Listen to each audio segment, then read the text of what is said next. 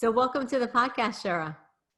Hi, how are you? Thank you for having me. I am good. I'm so excited to have you. Actually, we'll get to all of the things that I've seen thus far, but I was really, one thing I could say is you're so passionate and I'm so excited to have you share your story.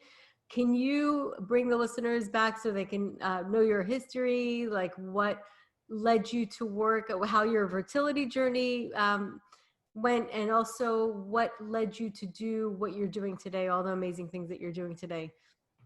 Yeah, sure. Thank you. Yes, I definitely am passionate about those struggling with infertility and loss. And I think while some people may have a heart to help those others struggling with infertility and loss, when you've experienced it, I think you feel you kind of feel it on a different level, and you relate, and it kind of resonates more, and you remember how you felt, or how you're feeling now if you're currently going through it and trying to help somebody else out. And even though you may not understand how somebody feels exactly, you can relate because you know how you felt. So I'll go ahead and share a little bit about my journey. My journey was, eight years long, and in fact, it's still going because I still am considered infertile because I have no fallopian tube. So if I want another child, we'll have to do a frozen embryo transfer or IVF again. So that's one thing that a stake in the ground that I'll throw out there is that just because a person has a child, it doesn't mean that they still don't struggle with infertility, right? Because infertility is a medical diagnosis. And so it doesn't go away many times just because a person had a child.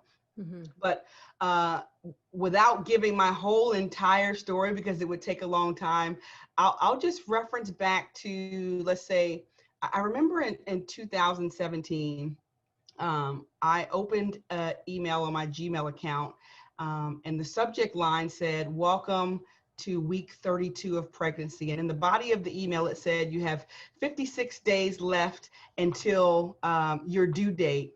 And then I went on to read, and it said, your baby should be about maybe 4 pounds and probably about 19 inches long, even though it's in a curled up position preparing for birth.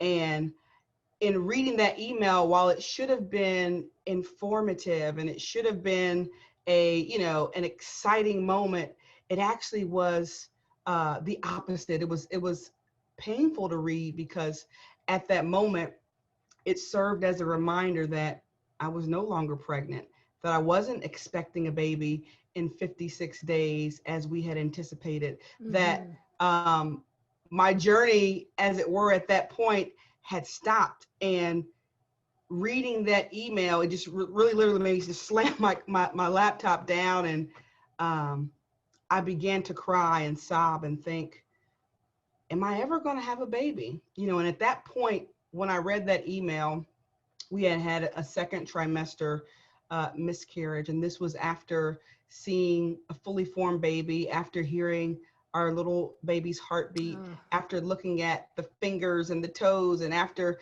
having a scan to see that all the organs were there, and getting to the so-called safe zone, and then losing the baby. And so it wasn't just losing the baby. At that point, I had been through so much up to that point, and it was already 7 years by then. And so, but that was the furthest along that I had ever made it. And so that email sent me into like an emotional whirlwind. And I went all the way back 7 years. And I'm like, we took Clomid for so many cycles for almost a year with no success, only to find out that my tubes were blocked, and having surgery to open my fallopian tubes, only to find out that they reclosed again. And then we got pregnant naturally. And it ended up being an ectopic pregnancy. And then I had to have surgery to remove both of those tubes. We had 2 IVF cycles, actually 3, which includes the one that we got pregnant with for the son that we lost in the second trimester. And so all those thoughts were just spinning through my mind as I looked at that email, and I just thought to myself, is this ever going to happen for me? And I remember thinking about all the other women out there or couples out there who probably had the same thought, and at that time I had, people around me that were close to me that got pregnant or who had babies.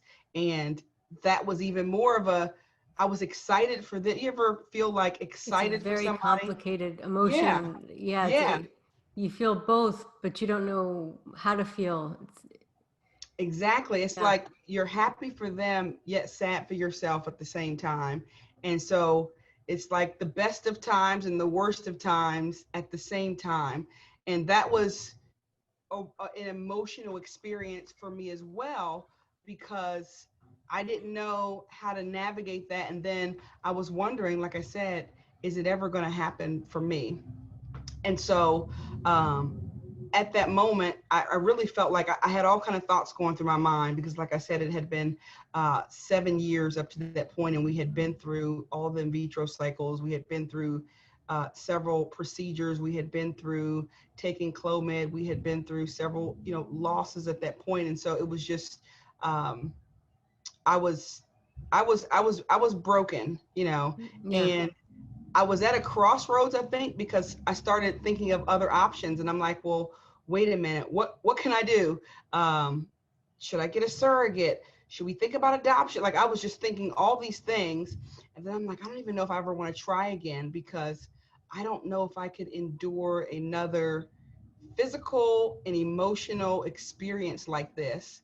And as I was having those thoughts, there was another thought that was prevailing in my mind, in the back of my head, and it just kept saying, but I still want to be a mom. And so oh my after God, I each just got the chills. obstacle, yeah, and it's Yeah, like I had, after each thing that happened, there was a but there, and it was yeah, like, but I still want to be a mom. So what can I do if I can't shake this feeling of having my own child, but yet I don't think I can take going on and trying again. And one of the things that I always try to do, and I say this to everybody, is I'm a person that tries to think out into the future. And so I looked ahead and thought to myself, because I believe, like, you always begin with the end in mind, right? Like, because if you start where you are and you're not thinking about the future, you may miss some steps. And I never want to get to the future or to a later time and regret not doing something or regret doing something. And I'm not saying that I lived perfectly and always followed that, but I do try to look ahead. And so I asked myself, if you get to be, 70, 80 years old, or old enough to where you're probably not going to deliver a baby, would you regret it? If you're on your deathbed and you don't have any children, will you feel satisfied with that? Would you be happy with yourself with what you've done? Do you feel like you've given everything that you can to achieve that? And so as I processed those questions in my mind, I felt like, for me, and again, this is a personal decision. I'm not recommending a person to, I don't want to say torture yourself, but to continue to put yourself through this arduous journey if you feel like you can't take anymore and you need to take a break and you need to, speak to someone. Or because actually, after this loss, I did speak to a counselor. It was the first time as an adult that I voluntarily spoke to someone, because I felt like I didn't know how to handle things emotionally. So I wanted to make that statement first. But as I was processing through those thoughts, I said, um, have I given everything that I think I can? And my answer was no. I feel like I can still go forward. And then I mm, said, if I got to be, older or 80 years old, and I did not um, give everything I had, would I regret it? And my answer was yes. mm-hmm. And when I had those two answers in my mind and the statement that I still wanted to be a mom, I decided to try again. And it was so funny because, again, just taken into context, 3 IVF cycles already, an ectopic pregnancy, surgeries, all the needles, all the appointments, having the second trimester loss, having other disappointments. Family and friends at this point were trying to protect me, right? So they're like, Yeah. well, why would you do that? Why don't you just, adopt, or why don't you just, are you sure you want a child? They were, why are you spending all that money? I mean, there were so many questions that came out, and thankfully I am, maybe it's mature enough or maybe well-rounded enough to kind of process those thoughts. And I knew that those questions were coming out of a good place. Like, they weren't asking me to try to make me feel bad or anything like that. They weren't asking me to tell me they didn't believe that I would have a child. I think they were like, we're tired of seeing you hurting like this, and maybe there's another way. Mm-hmm. But one of the things that I'll say is each person's journey is personal. Yeah. And you have to determine, I don't even want to say how bad you want it, because like I said, there are times where you may have to take a break or, stop altogether. But I had to think about what I really wanted, not what they were saying. And I had to block that out. And I'm like, they don't understand. They don't understand my passion. They don't understand my desire to have this child. And when I want something, I will find a way to do it.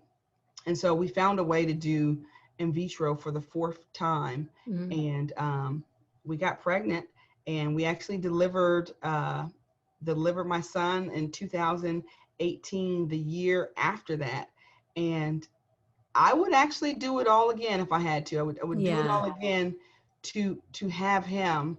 And when I reflected back, I thought, what if I would have listened, to all the people who were telling me, you shouldn't have to go through all that. It's like, mm-hmm. No, you shouldn't have to, but sometimes you have to do what you need to do to get what you want. And so I'm thankful we have our son. He's getting ready to be 2 years old. That's amazing.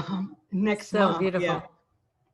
That's beautiful. What came to my mind as you were talking, I really think it's intuition. And what's interesting about intuition is it's that nudge, that inner nudge that only you know. Mm-hmm. And the reason for that is because you're the only person who can listen to your own intuition. Yes. Nobody else can translate your intuition for you. You're right. So they're going to be concerned about you. They're coming from a place of fear and concern, which is understandable. Mm-hmm. Because they see you suffering and they don't want you to, and they'll protect you. However, you listen to your own intuition. You're the only person who can mm-hmm. listen to your own intuition. And that goes for all of us, for every single person. And that intuition somehow knew that this story was not over for you. Yeah.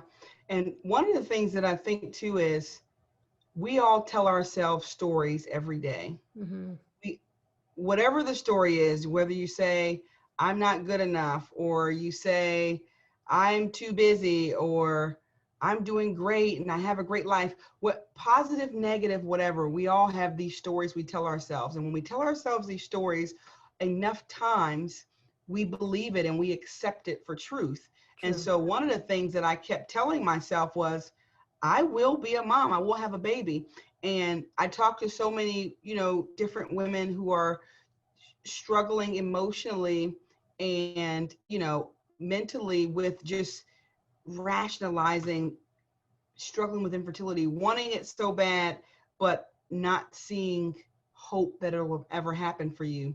Mm-hmm. And the common thread is recycling thoughts that it will never happen.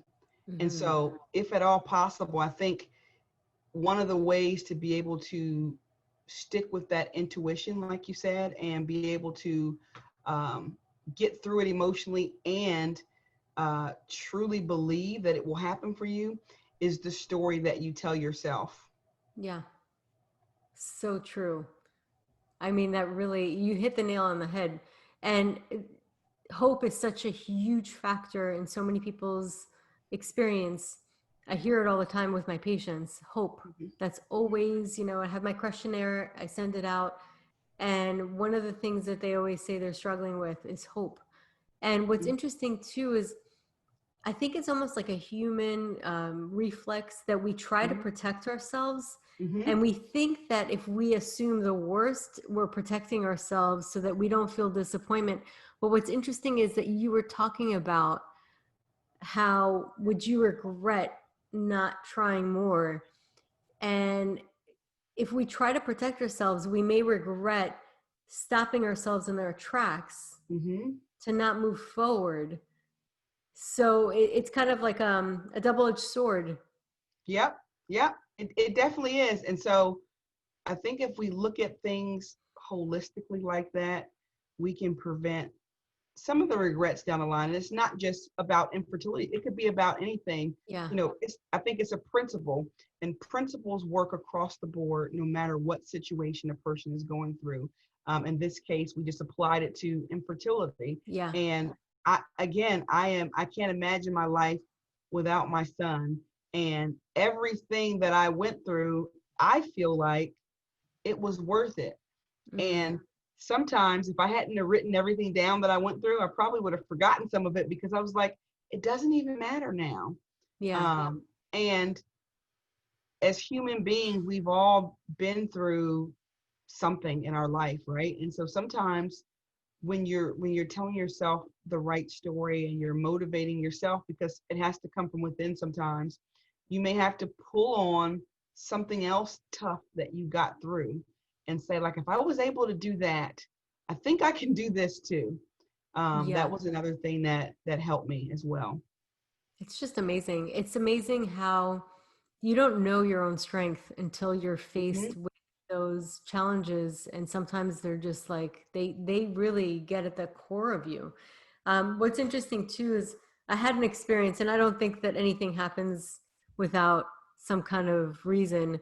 Hmm. I had a chemical pregnancy before having my kids, and that the day that I found out that I was pregnant, I fell asleep, and I remember crying like crazy, and I didn't know why I was crying. I was just crying Hmm. like crazy, and this is like really early on in my Hmm. marriage. And um, I fell asleep, and I saw, so my, just a background, my husband and I have brown hair, both of us. I have brown eyes, he has green eyes. But I had a dream about a girl with long blonde hair, and she was sitting on a washing machine. And it was kind of interesting because you can see the cycle, and it was like very symbolic. Dreams come sometimes, like it's almost Hmm. like the cycle of life, kind Hmm. of flipping her legs back and forth, talking to me playfully, saying, all right, I'll see you later. And I woke up and I got my period. um, Years later, I have my first child, brown hair, brown eyes. My second one came out with blonde hair and blue eyes, Wow. long blonde hair. So to me, I don't think it was a mistake that I had that dream and I saw that vision, because it obviously serves my patients with the story and the people that I work with, because it is it's there. We have these alignment and we have the calling, and that urge, I believe, to have the child comes from a connection with the spirit of the child. There is that calling. We all have it. Hmm. um, my patients have had it when they've gone to the doctor's office and the doctor says you cannot get pregnant with your own eggs, or you Hmm. can, but you cannot get pregnant naturally. You need IVF, and then they feel this nudge, that nudge that you're speaking about, Hmm. and do acupuncture, change their diet, and within, like, one of them within a month got pregnant. And this is a person that came from the doctors, and the doctor told her, Wow. you're not going to be able to get pregnant. You're not getting pregnant on your own. And she was Wow. like, she had that nudge, and she said, no, I'm not going to buy that. And I thank God for that. Good for her, Yeah. but not a lot of people do, because you are faced with people that are concerned. The guy is coming from a good place. He's not coming from a Right. bad place. Right. He really believes what he's saying. Now, if a person chose to believe that, just like you said with your family members, if you chose to believe that, and Hmm. sometimes that nudge comes at a very difficult choice, because it makes you feel like you're questioning that nudge, you're questioning your Yeah. intuition, because you're Mhm. like, am I doing the right thing? Right. I'm hearing this, and so it's just so empowering. Your story, I mean, stories are so empowering. Like there's such power in stories, because somebody could be listening to this right now and saying, I'm going through the same exact thing. And I also want to talk about how I cried when I listened to your TED Talk. Cried. I mean, I was Oh, bawling. I really felt, first of all, you have a gift in your ability to articulate yourself. well, thank You you. articulated it so perfectly that I was with you there. Like I was with you on the journey, and you articulated it so well. And I loved how you felt so strongly about articulating it to people who have not gone through it and have Mhm. people in their lives that are going through it. I want Yeah. you to share just also your foundation and how you got inspired to create your foundation, and really kind of the intention beneath all of it. Yeah. So first of all, I want to say thank you for sharing that with me about the TEDx talk. That was my first time doing a TEDx talk, and so it took a lot of training. They they train trained me you. Wow, you and were helped me. amazing. Thank you, and helped me be able to tell my story, um, and consolidated, of course, within a 10-minute time frame, which is a feat in itself. Sure But is. so going through, the journey and everything that, I shared with, you and the audience already. um I thought about that, and I thought about three things. Number one, the information that I really didn't have up front, right? I thought about the support that I didn't have, and I thought about the resources that I didn't have during that time. And as I mentioned before, when you go through something, you can identify with others who are going through a similar situation. And I thought to myself, how can I help people? How, like what would have made my journey a little little bit easier, if I would have known or had. And so as I was thinking about that, I thought, number one, information. So I did 4 IVF cycles until I finally got my son. But in the midst of all that, I did so much research and so much reading and so many articles, and learned from being, a part of various groups, and from reading to advocate for myself, and what questions to ask, and what things that I may want to add to my protocol. And no, I'm not a doctor or a nurse, but just from other experiences, being able to see and be exposed to different things, so I knew what to say when I went to the doctor. And I thought, there are so many people who probably don't even have that type of information, right? Hmm. To even know what to ask. And they may be having Right. failed cycle after failed cycle because maybe they don't know, they need to change something in their diet, you know what I mean? Or maybe there's a supplement they can take. And again, take that with a grain of salt, because I don't believe that anybody can make it happen. And throughout my journey, I did try to do various things that I thought was going to make it happen, Yeah. but it didn't. But still, having that information helped me. Secondarily, as support. So I looked around me, and initially I was hesitant to share my struggle with family and friends. And in fact, I would go around people and they would say, when are you and your husband going to have a baby? Like that was like the number one question. And I would just have a defense mechanism to say, like, well, whenever the time comes, or whenever God wants us to have a child, we'll have a child. But in the back of my mind, really, I was thinking, am I really going to be able to have a child? Mm. But I didn't want to open up because I didn't think anybody understood. So like support. And then I ended up, just searching online, searching app stores and things like that, to find groups where I could find other women going through a similar situation, and being in those groups and having that support. When I tell you, that was a game changer for me, because I used those success stories. So seeing other, women who had losses, who had multiple failed cycles, who maybe were told that they couldn't have a child and end up having a child naturally, or women who, for whatever reason needed to use donor eggs or adopt. I began to see all the different avenues to motherhood, Hmm. and it increased my hope and increased my faith to say, if it happened for them, it can happen for me too. And I was also able to leverage those support groups and ask questions like, well, when you had your loss, what did you ask your doctor? What was the diagnosis? What do you think I should say? What supplements are you taking? What changes are you making? And having that group to bounce ideas off of and read and get information from was so important. So that's the information and support. And then the third thing is the resources. I've been working at my job for a little over 8 years now, and we have health insurance, but our health insurance did not cover in vitro, and in vitro is not an inexpensive, procedure to have. Yeah. And so we were able to, find crafty ways to pay for it. Like we paid for the first cycle with cash, the frozen cycle. The second one, we ended up using a credit card. The third cycle, I actually, from one of the ladies in my support group, found out that Starbucks covers infertility treatments up to 100% for part-time workers who average 20 hours a week. Yeah. Oh, wow. Yeah. So on top of my full-time job, and I was in school at the time, I picked up a part-time job at Starbucks. That's amazing. And worked there, learned how to make all the drinks. I was a barista. I named myself too while I was there. Barista the barista. That's what I call myself. That's great. But anyway, so I did that. And that's another example of when you want something, you find a way. You either find an excuse or you find a way. Oh, I love that. I was like, I love that. I'm writing that down. I'm finding a way. So I worked at Starbucks, and I have a nice job where I make a decent salary. And, I had to endorse some things working at Starbucks because some of the customers that came in were a little condescending and, and I had to keep telling myself, like, I am here for a reason. It doesn't matter, how snobby some of them are acting, not all of them, but some of them. And I'm like, you'll always get those. Yeah, like it's for a purpose. I'm going to make their coffee with a smile because at the end of the day, I'm going to get what I want.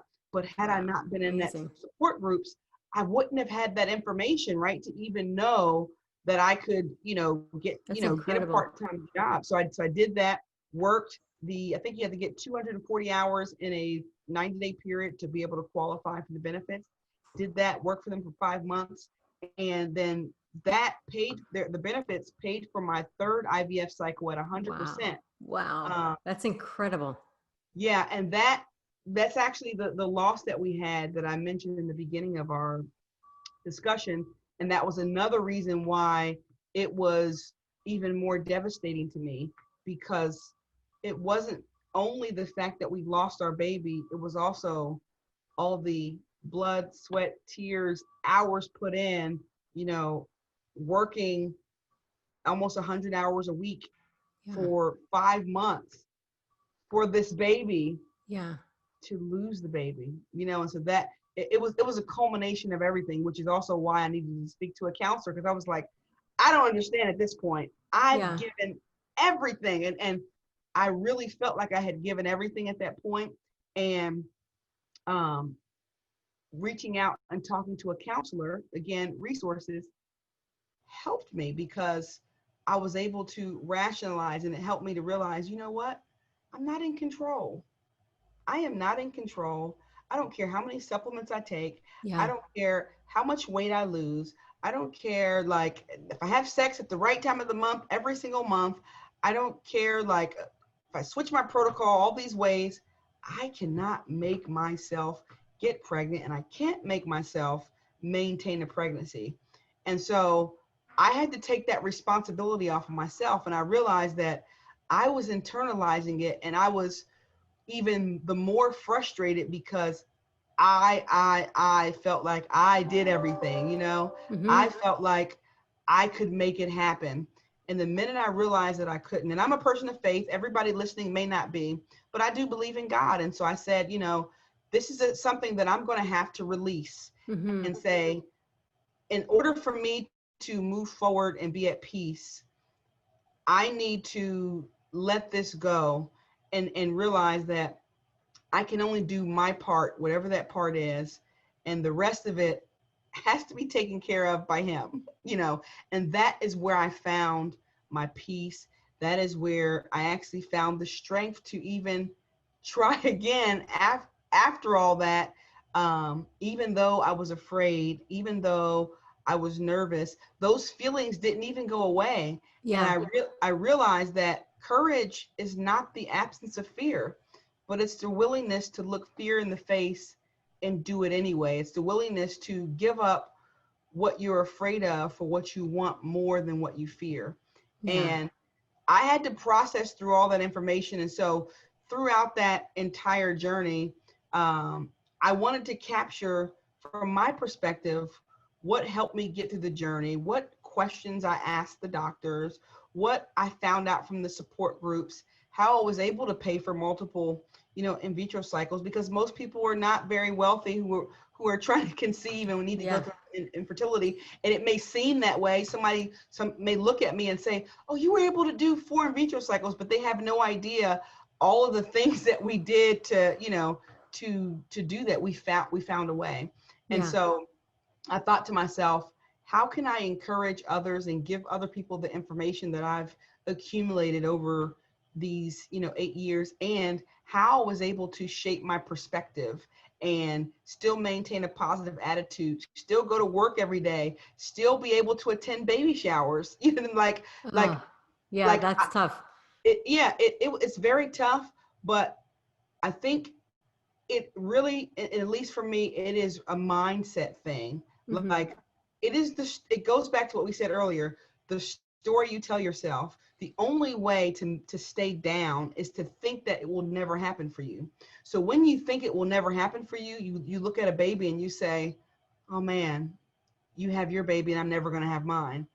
But when you think to yourself, it's just not my time yet, it's going to happen for me, then you can keep forward and learn to celebrate with others. Because also you don't want to get down the road and on the flip side, you made someone feel guilty for having a child because you felt like you couldn't, right?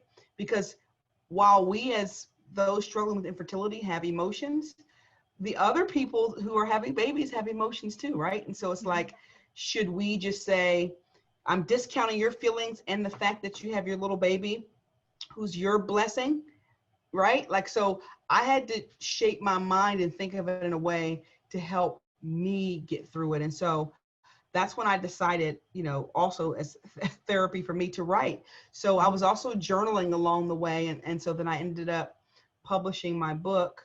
And of course, you probably know the title, I Still Want to Be a Mom. And I chose that title because, again, after each obstacle, all I kept saying was, but I still want to be a mom. It's a great title. Failed IVF, but I still want to be a mom. Yeah. All right, failed, ectopic pregnancy, but I still want to be a mom. Another frozen cycle that was failed. I still want to be a mom. Like, you know what I mean? Yeah. You're losing the baby in the second trimester. I still want to be a mom. Surgery to remove my tubes. I still want to be a mom. So if I can't shake that feeling, what in the world can I do but keep going? And so I kept going, and then I said, but how can I also help other people out? And so then that's when last year I started my foundation called the I Still Want to Be a Mom Foundation. And it's still in its infancy. It's been, less than a year, a little over a year. Man, all this time is going by fast because I know it is. It's going by so fast. Yeah. But we were supposed to actually have our first in-person event this year. And it was supposed to be April 25th, I think, during National Infertility Awareness Week. And then COVID happened. And so everything got diverted. We ended up, taking it virtual. It wasn't what I had planned to do, but I still found a way to still get the message out there and still do a virtual event. But as time progresses, there are some other things that I want to do as far as continuously getting information out there, continuously providing support and giving those success stories like I have on my website. And then in addition to that, being able to provide resources and raise money to be able to help others who are struggling with infertility. That's amazing. It is expensive. And so, yeah. Oh, absolutely. You know what comes to mind? I just had somebody on the podcast yesterday, Dr. Maria Rothenberg. She is the host of Miracles Happen podcast, which actually I'm going to mention you to her because you have such a great story. She said something that I was amazed in, and it kind of came up in my mind as you were talking, but she says, she tells her patients a lot, or her patients, you're more in control when you let go. Ooh, I like that. Isn't that great? Yeah. Yeah. Yeah. That's Because you probably a have the better way to say universe, it. God's way, strength behind you. Yeah. I think that I like that. I'll have to Isn't jot that that down. great? Isn't Yeah. that great? I was like, Yeah. that is so good. Because that's exactly what I had to do. I think I had to let go. So many times we hold on to things that we cannot control, and that causes even more stress. hmm And sometimes the universe has an amazing way of working things out. There's an intelligence, just like there's intelligence in every cell of our body. There's also an Mm-hmm. intelligence that runs us, and just Mm-hmm. like every cell has its own purpose, each one Yeah. differentiates into Yeah. whatever its work is. Mm-hmm. We too are programmed in our way. And so when we get out of the way and allow ourselves or realize that we're part of this big grand scheme Yep. plan, Mm-hmm. then we're able to be in this receptive place where we can listen and be guided. And it Yeah. sounds like that was what you were in the beginning, was a conflicting thing. Like you knew that, but you were trying to figure it out. But Yep. somehow you figured it out and you went Yeah. with that. You started to listen to that voice. I love that. Yeah. It reminds me of, I don't know if the listeners, if they have a job or work, and sometimes an issue arises in the workplace, and then you bring it up to somebody and they'll say, you know what, I don't know, that's above my pay grade. I'm not even I'm not even Yeah. gonna mess with it. And Yep. I think there are things in life that we say, you know what, I think that's above my pay grade. hmm I'm not going to figure it out. I'm going to take it to the boss, whoever the boss is. hmm But I'm not the boss, and I can't make it happen. And so letting it go and giving it Yes. to someone else who can control it, Yeah, so. totally. And I know for sure what happens to our bodies if we swim upstream, because like for example, if we don't listen to our bodies when we're tired and just kind of like allow that intelligence to speak to us, then we mess with our hormones, we mess with our cycle. I look at the Yes. yin and the yang, that homeostasis balance, which our Mm-hmm. body always wants to go to. But when we swim up this uphill all the time, eat when we're full, or Mm-hmm. not eat when we're hungry, or whatever it is that we do that goes against our flow, then Mm-hmm. imbalance starts to happen, disease starts to happen. And I think the same thing happens when we go through life like that. It's just Yep. important to be in a state of listening, and Mm-hmm. also acknowledging your feelings, Yeah. validating your feelings, allowing yourself to cry, allowing yourself I to lean like on that. people. Yeah. That's part of it. Yeah. Speaking of that, I heard somebody say a quote that I like. They said, some people break down, others break open. And Ooh, I I love think that. during my time, I did both. Was I that had, Elizabeth Lesser by any chance? I don't remember. I Broken listened Open? to so many Because I just podcasts talked and about her speakers. yesterday, and there's no coincidences. But I talked to Dr. Maria Rothenberger. I had just talked to her about that book, Really, yeah. Broken Open. Yeah, and so I feel like I did both because I had a breakdown, especially after we had that second trimester loss, and it actually took me back to childhood. Like, I started to think about, why is everything so hard for me, period. Like, one event caused me to think about when I was a child, all the things that happened, and things were hard back then and they're still hard now. And I began to have a breakdown. But then after that, I think I broke open, because up until that point, I was very secluded with my story. I didn't want to let people in. And in fact, I didn't answer my phone for weeks. I didn't want anybody to talk to me. And then I questioned myself, and I said, why is it that I shut myself down from everybody when I'm going through something like this? hmm That has been built up over some habits over the years, but maybe that's not the healthiest thing to do. Maybe I need to be around people, even though I don't feel like it, Yeah. you know? And I broke open after that. And then I realized, like, you know what? I don't want people around me when I'm going through a tough time like that, because I don't know how to be around people when they're going through tough times. I don't know how to truly encourage them. I don't know how to console them. I don't have all those feelings and emotions.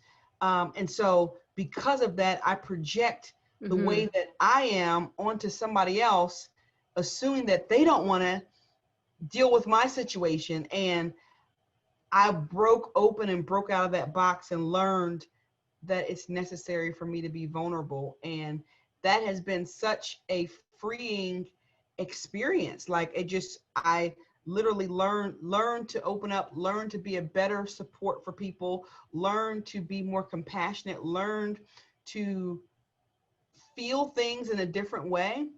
Because Mm-hmm. prior to me being broken open, I'll say, I think because I'm so driven to get the things that I want, and I may not always stop and feel the feelings that everybody else does, but I had to realize that it was unhealthy for me to keep going and pretend like everything was okay and suppress my feelings, but rather stopping and acknowledging, Mm-hmm. here's how I feel, here's why I feel this way, how am I going to address it and move forward. And that really, really helped me, I think, to get through it. So I really like what you said about acknowledging it. I think it's so important because you have It people has a who, place. yeah, everybody's different. Like there's people who are on opposite ends of the spectrum. Some people fall apart about everything and they don't know how to like center themselves. Then there's other people who suppress everything Mm-hmm. and keep hiding it until they explode, and neither are healthy. Right. And somehow you have to find a balance, Yeah. find that happy medium and be able to, acknowledge your feelings and be able to move past it, to be able to encourage yourself, to be able to talk to others, to be able to encourage others at the same time, but maybe not overshare when necessary. Like, so it's like you have to have that balance to be able to truly, I think, heal appropriately and have a healthy emotions. Yeah, absolutely.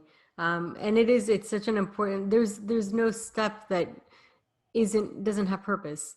And Mm-hmm. part of it is really acknowledging it and going through those emotions and acknowledge and writing. I think writing, I Oh encourage yeah. all my patients to write. I think Mm-hmm. journaling is one of the most healing things anybody can Yes. do.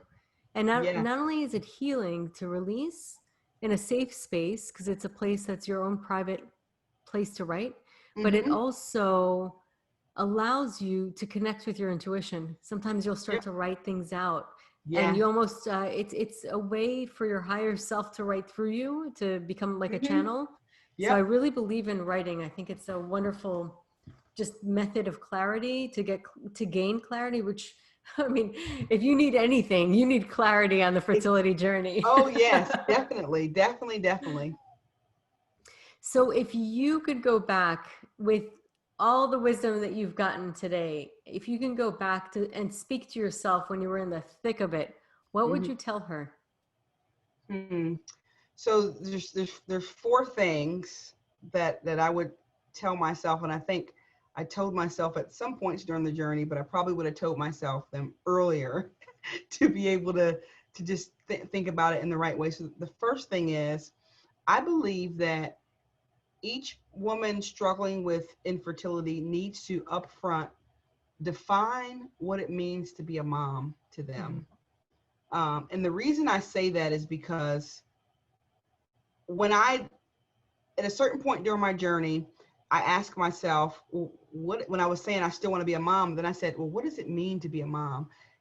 Is a mom biological to me?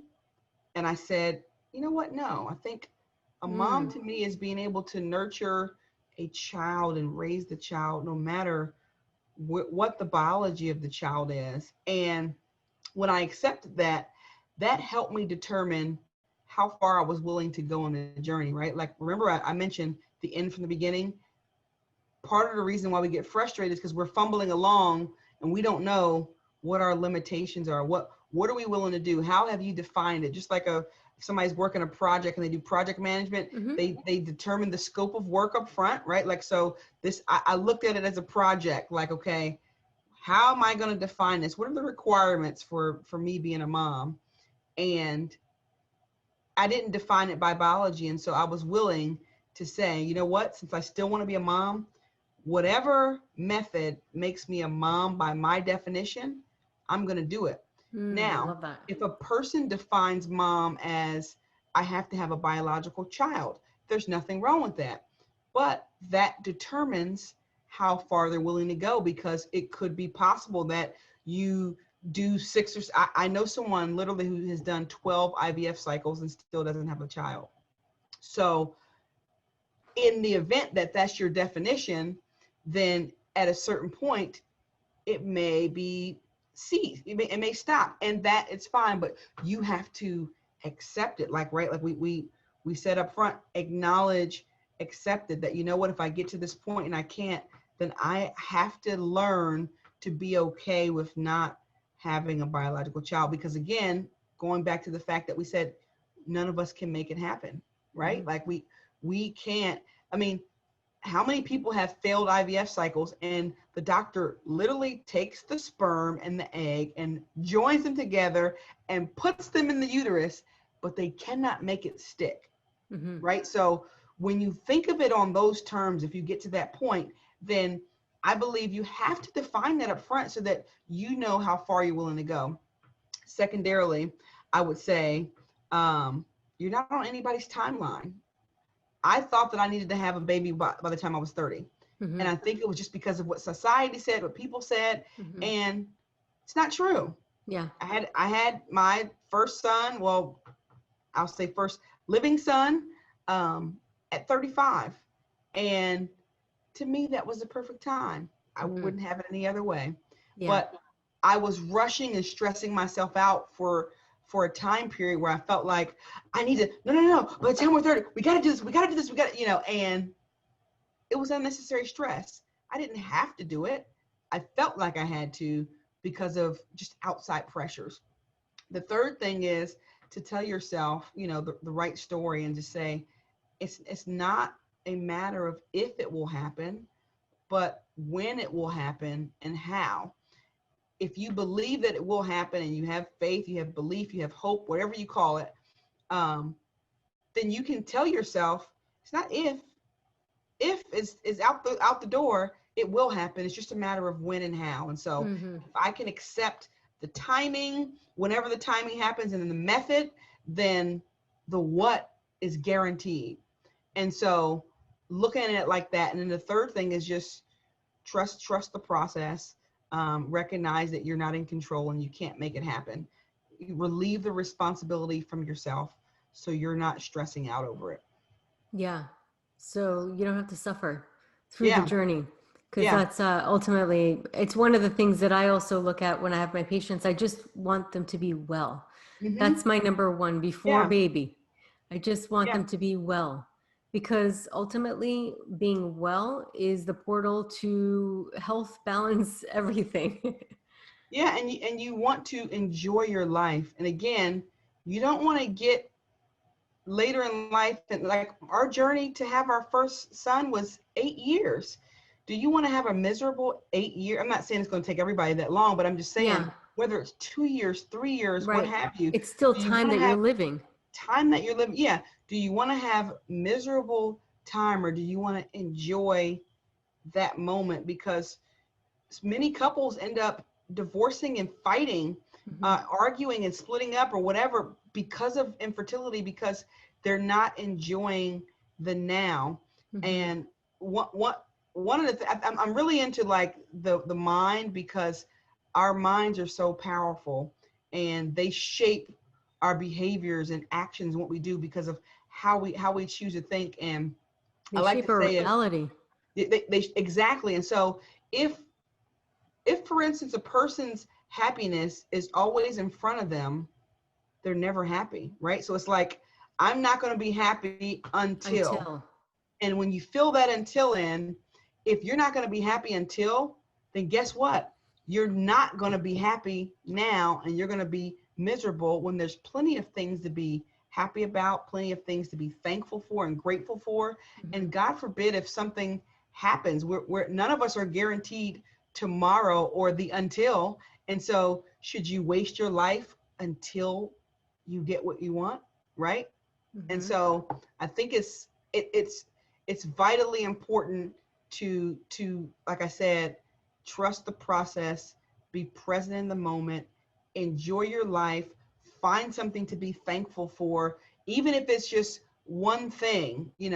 There's always something that you can be thankful for. Mm-hmm. And finding that gratitude, I think, is paramount to finding peace in each day. Yeah, absolutely. My God, those were such words of wisdom.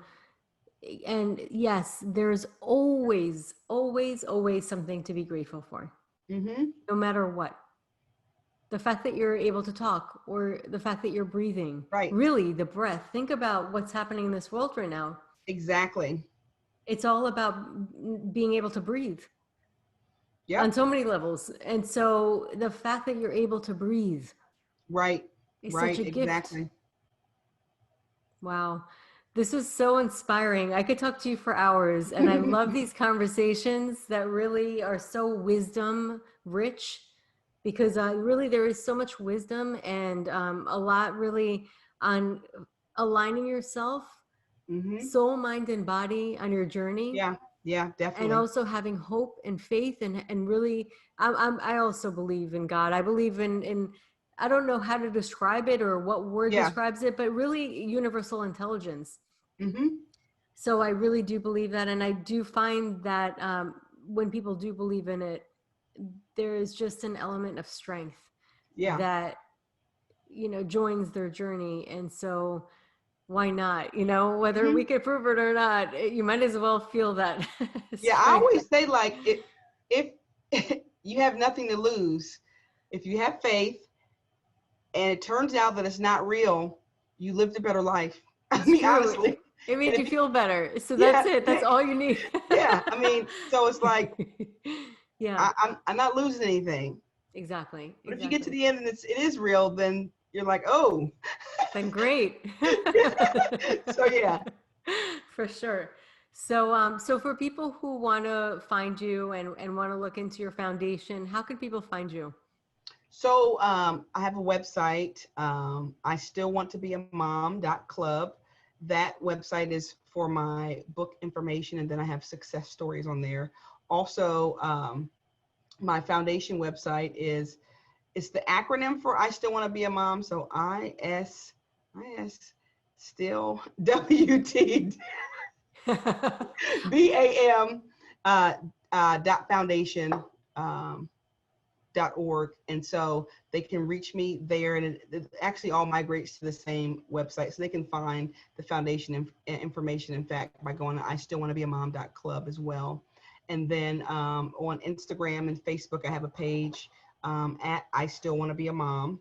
Mhm. And then I also have a podcast that I started called Shara's Metaphors. It's not Mhm. necessarily infertility related, but it's just inspirational.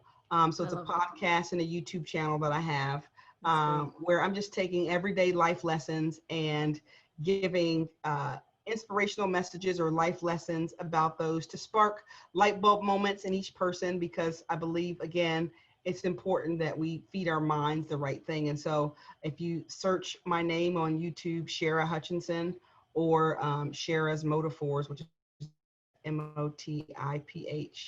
MOTIPHORS, then you can find me there as well. Awesome. I'll have all the links. Actually, when we get off, I'll get all the links from you. So I'll Okay, have perfect. all of those on the episode notes so that everybody can go back to the episode notes and have access to all of them. So thank you so much, Shara. This was such an amazing episode, and I'm really excited actually for it to air. Thank you so much for coming on and for providing hope with your story, using your story in such a beautiful white light in our in the whole fertility community. Thank you so much for having me. I really hope that it encourages and inspires someone.